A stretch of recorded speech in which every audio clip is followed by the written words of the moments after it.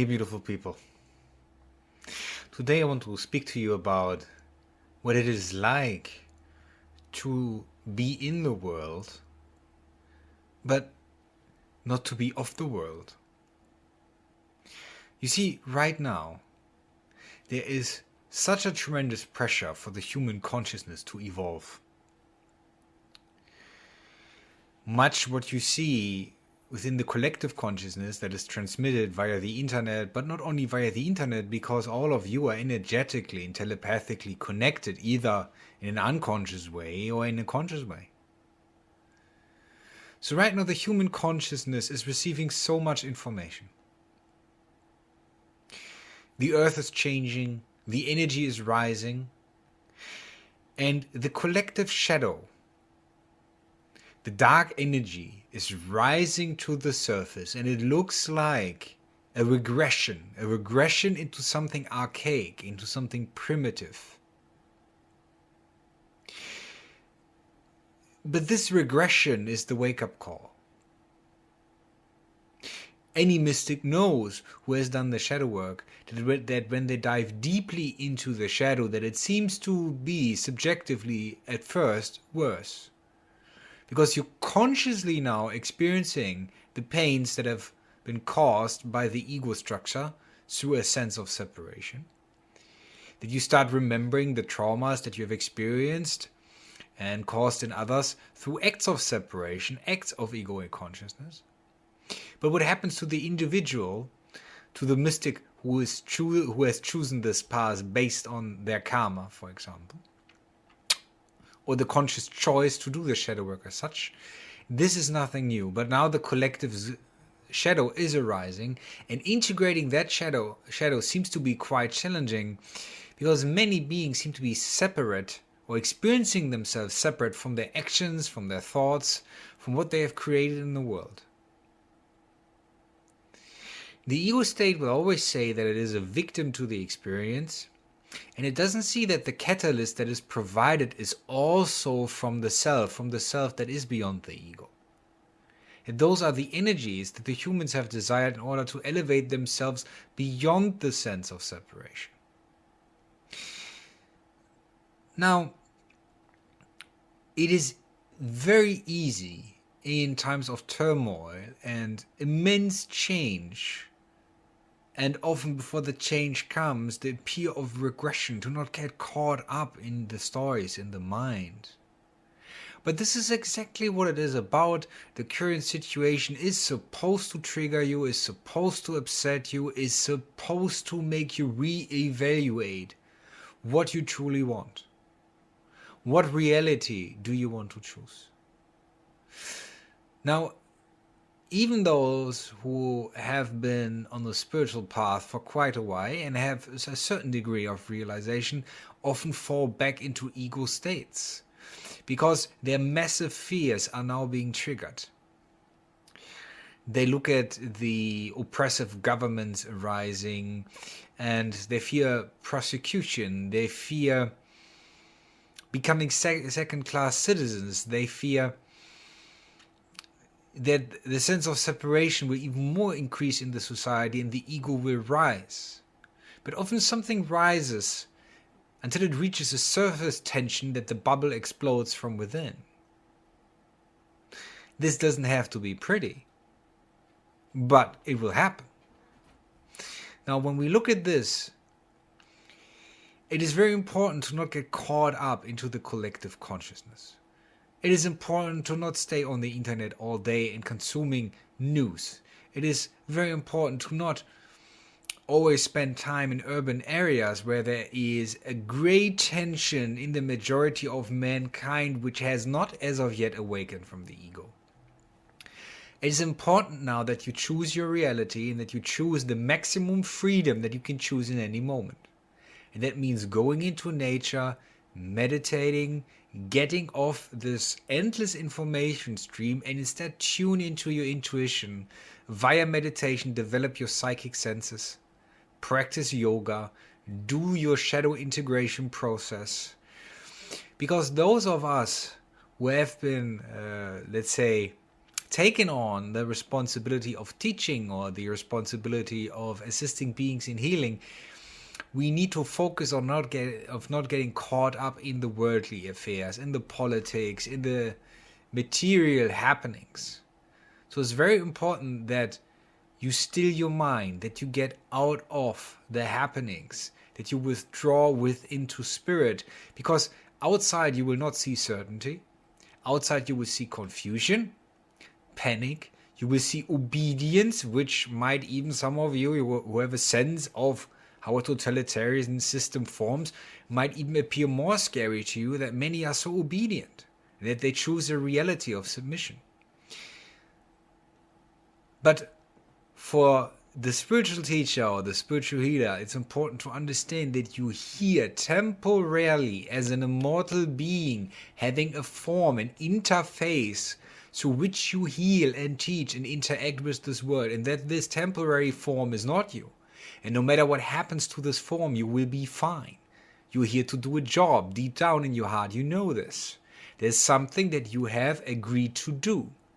Now, when you start suffering is when your own ego arises. And it doesn't matter if it's material ego. You know, many of you do not have this material ego. Many of you are not identified with your bodies or your status in society or the money that you have, the objects that you have. Many of you, especially those who have been listening to me, I bet you that the majority of you have evolved past that. But now here comes the spiritual ego. The spiritual ego that invades or hijacks the spiritual process. But does it do that, or is it actually being revealed because the tension is increasing?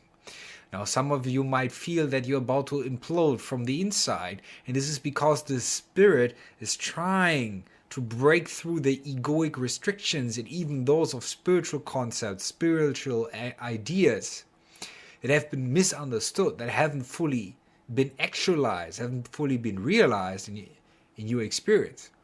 So this inner tension is there to push you into an evolution. It's very important to surrender to this. Now, there was a saint in India. Her appearance was one of a female. Her name was Ananda Jima. And she was known, and this is in the name, Ananda means bliss and Ma is mother. So she was known as the blissful mother. Now, she said to one of her students, she said, there's only suffering if there is two.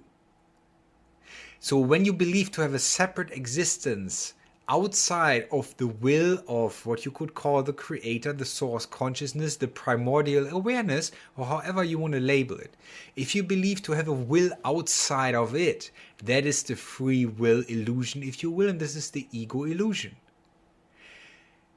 The creator is none other than you. But if you pretend to be separate from yourself, you believe there's a God outside of you, and that God dictates what's going on. But it's actually your deepest level of decision making that creates this type of pressure, this type of catalyst that is supposed to push you into not fighting yourself any longer. See, when everything outside is failing, when society seems to fail, seems to break down, when you cannot be certain about your financial security or about your physical security, when you can't even be certain about what you call spiritual knowledge, there is this moment where only the end of separation can bring about peace. And that means the surrender to the source, to the will of God. But on a deeper understanding, that will of God is your own will. But by incarnating, you pretend you're separate from it, so you experience a 3D illusion where positivity and negativity exist as choices. Positivity leading into higher levels of spirit realization. Positivity is the service to other selves, while negativity is the service to the egoic self. Singular. You see? So within this 3D learning hologram, you have the choice. You have the choice to choose oneness. You have to ultimately the choice to choose the creator, which is oneness, and seeing everybody as the creator. When people say serve God, someone is asking, well, how do I serve God? Well, that's very simple. Be nice to your neighbor. Because your neighbor is God. It's not complicated. So be nice to everybody. Be loving, be kind, and suddenly you feel uplifted. Because you're acting from oneness, you do not act from separation. So when Ananda Ji Ma said, you only suffer when there is two. And you need to understand when you're thinking, when you experience thought, the thought is the barrier that you impose on yourself, the limitation you impose on yourself, so you do not realize your Buddha nature. You do not realize the primordial awareness. Understand that not even consciousness is first. Consciousness is secondary to awareness. Consciousness is born out of the interplay of awareness and energy. The I am plays with the energy, which is its dream substance from which it creates dimensions. And through the interplay with that energy, a sense of consciousness arises, a sense of individualized self. But ultimately, the awareness that we all share, the witness that is watching any type of experience, no matter if it's spiritual or material, be aware you can very easily develop a spiritual ego. You can say, well, I had a lot of psychedelic experience. I spoke to many multidimensional beings. Now you tell everybody you are this one who is having that experience. But even that is ultimately an illusion. That's a story. That is still ego. Only when you settle into the awareness and all thought ceases, then you know who you are. But this is actually what is caused by the let's say what is causing the suffering. Ultimately, all suffering is resistance to the God self. All suffering is resistance to God. That means resistance towards yourself, towards your ultimate will. And if your ego now says, well, okay, I'm God, I have this ultimate will, this is still an illusion because it still acts from separateness. It doesn't act from knowing, it acts from concepts. It acts from time. Now, when everything around you seems to fail, this is when you can't cling. Because clinging is going to cause tremendous suffering. You cannot draw identity from any of your experiences. And this is when you ask not to seek relative freedom anymore. Not freedom from circumstance, not freedom where you, let's say, have a house in the woods far away from the collective consciousness that's creating great suffering right now. That would be subjectively nice, that would be relatively nice. But what you're truly being asked to do is find the ultimate freedom that is beyond all circumstance. And this can only happen if you settle in the primordial awareness that was there before consciousness, before thought, before emotion, even before spirit. This is the state that is referred to by the saints as nirvana. It is the rooting in that awareness beyond time, beyond limitation. And you can only do it if you completely accept your experience. When you accept your experience, you transcend your experience. And then many of you will ask, well, how can I accept my experience? Well, this is where the shadow work comes in. It is the acceptance of one's own ignorance when being in the ego state. So you say, all right, the ego can't do it. So now I sit down and I let my soul teach me. And then I let my oversoul teach me. And then I let the ascendant masters teach me. And I let the deities teach me. I let the angels teach me. And at some point I let the source teach me. And at some point I realized, well, they were all source. They were all an expression, a function of source. A function of yourself talking to yourself. It gets very comedic sometimes. It's a divine comedy, if you will. So this need for surrender is great right now. Because you will realize with the ego consciousness that is trapped in time, that is built for survival, you actually figure out right now I can't survive. Because the ego world is dying. There is no certainty in the ego. No comfort. Oh, and it seems to be desperate times, does it not? But it's not. It's not desperate times.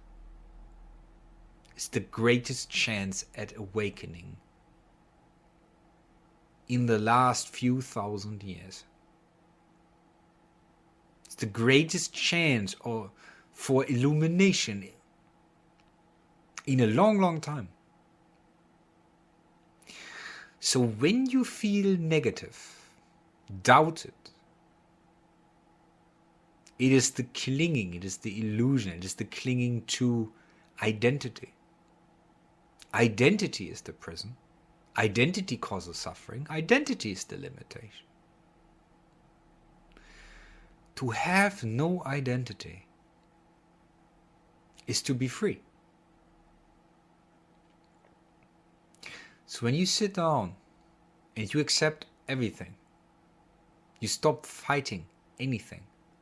You don't judge anyone or any experience. Suddenly you have the non-view, the non-perspective. Means no limitation, no belief that would limit what you see. And that is the awareness of the Creator. This is the birth of the Christ. This is the birth of the Buddha within you.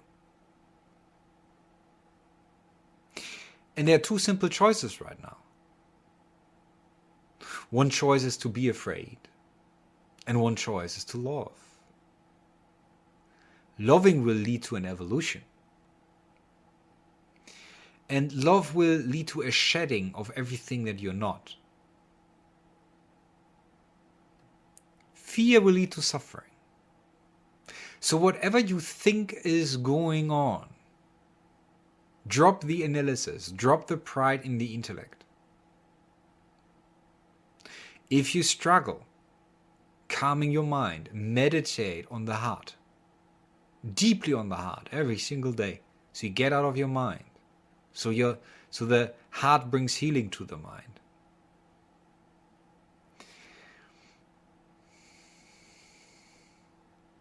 The idea that anything is wrong is the wrong idea.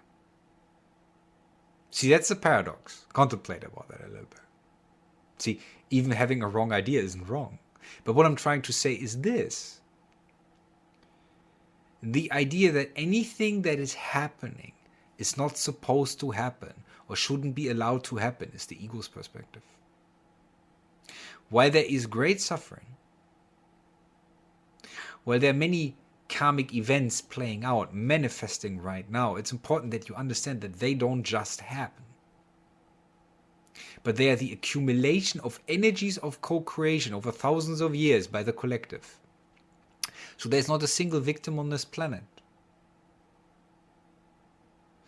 Many who have amnesia, who don't remember their past lives, they're like, I'm a victim. Why is this happening to me? They cannot see what they have done in the past that explains this energy to them because they're not psychic enough. Well, in order to be psychic, you need to surrender. You need to surrender first to your soul and at some point to the I am, to the source, to the primordial awareness. Only through being in a state of oneness is bliss possible. Because if you see none other than yourself, you see a tree, you see yourself. You see a cat, you see yourself. You walk on the pavement, you see yourself. When you see your neighbor, you see yourself. When you see your partner, you see yourself. See, only when you see yourself, and there is no other than you, then there is bliss. But that is not a thought, that is not a concept. It's not a definition, that's not a belief. It's beyond all of those things. It existed before all of those things were born. And it will be there after all of those things have vanished. So when you get caught up in appearances, you suffer. If you believe to be a body, and that body is somehow under threat or experiences an illness, then you will suffer because you think you're dying. Enlightenment is a form of going into death, is an acceptance of the dying of illusion, is an acceptance of the dying of form, is an acceptance of the death of the limited self that you weren't to begin with. And to the ego it's scary, and to the spirit is liberation. Liberation from limitation. But for that you need to know you are that primordial awareness. On the deepest level of existence, you're not even limited to your soul. Even the soul is an individualized expression of yourself. So when you look at the world right now, You see things crumbling. You see relationships breaking apart. You see the collective ascension madness, if you will. Because the beings have not done their shadow work, and now their shadow is arising through the increasing of energy. It cannot be suppressed by the ego anymore. It cannot be held caged in the subconscious. It comes out. It demands integration, demands attention right now. It cannot be longer ignored. Then chaos ensues, temporarily. And some of you are seeing, for example, the rise of dictatorships, and you want to quit the world.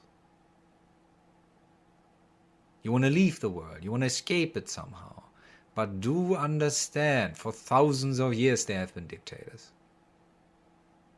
It was never about removing the dictators, you see. It was always about a shift in consciousness. Some of you have causes. Some of you go out in the world and want to teach people about not torturing animals. Some of you want to educate about poverty. Some of you want to feed the people. Some of you want to heal those who have been traumatized. And you try to educate people about that. But if people would just be taught how to awaken, everything else would fall into place. Every ego sees a different issue. Every ego might focus on something and says, well, it's inequality.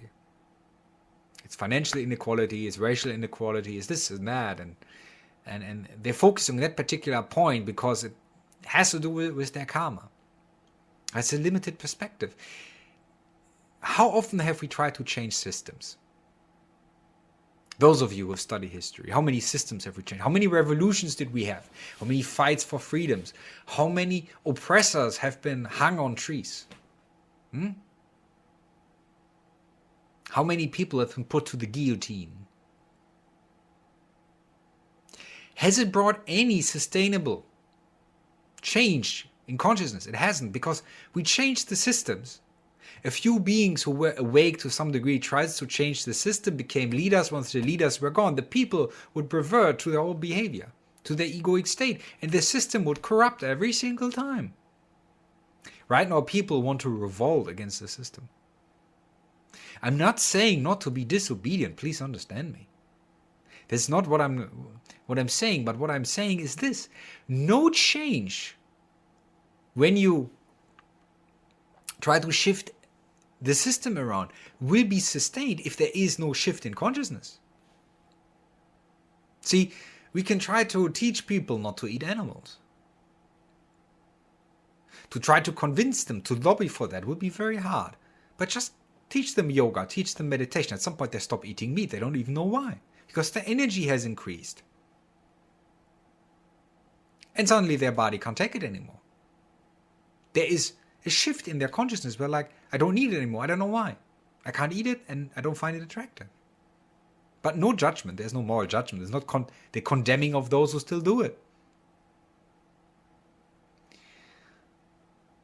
So to understand this, what we need is a shift in consciousness, not a shift in the system. It will not be sustainable.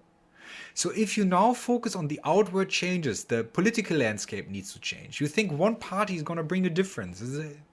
It's all a shell game. It's not going to happen. But what creates the change that you're looking for is the own inner change, the transformation, the alchemy that shifts you from a sleeping state into your Buddha nature. And from that moment on, you become a lighthouse in the darkness. And you can inspire the other selves, which are also you, but don't know that they are you, and they have amnesia. Where when they shift, at some point you don't need a system. You don't need a system because beings who are awake are not afraid and are not violent. A being who is awake cannot be manipulated into fear. It's impossible. So what do we focus on? Political change. Again? How many revolutions? French Revolution, the Russian Revolution, the experiments of communism. Do we really want to repeat that? Is it about that? No, of course not. It's about shifting your own consciousness. Therefore, shifting the reality that you experience. And shifting so deeply that you realize, well, you are even beyond shift. You're even beyond change. And there is this one thing. There isn't even a thing. It's just the primordial awareness that is always there no matter what your experience is. And that is liberation. So you can be in this world with an interface that you would call the human, but it's nothing but an avatar, an holographic avatar that you can express yourself through. It's an art piece. Temporarily, it's going to die. Don't grow attached to it. It's a suit. It's a suit with a certain intelligence, but it is not life. It is animated by life, and that life is you. And that life will still be there when this body has perished. So when we're looking for outward change, we try to preserve this identity, body, emotion, intellect, structure, concept, mind. But this is going to come and it's going to go. Dictators are going to come and going to go. Systems are going to come and going to go. But you know what doesn't go? Realization. Realization is beyond coming and going. So many want to change the system to feel free. But I tell you this. When there have been dictators for thousands of years, there always was a chance to feel unfree, you see? There was always someone who walked the path of ego, who accumulated power, who corrupted beings, and others wanting to be corrupted because they benefited from that one, you see? But to find ultimate freedom does not wobble with regards to the circumstances. Does not wobble when facing outside limitation, because within no limitation exists. Contemplate about this, my friends. Be well.